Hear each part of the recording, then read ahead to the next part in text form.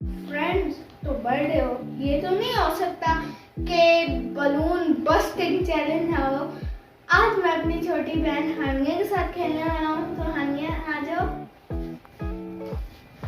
एक तरफ हानिया होगी, एक तरफ मैं हूँगा। जो सबसे ज्यादा पड़ेगा वो जीतेगा। तो चलो, 1 2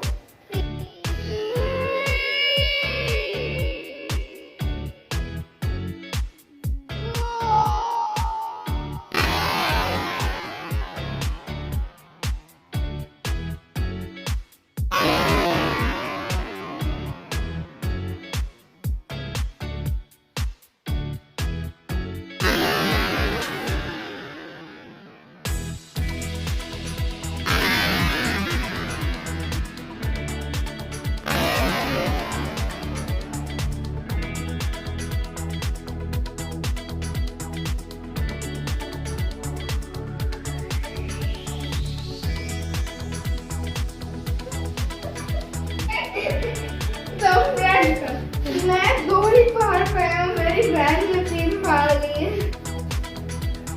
सॉरी 4।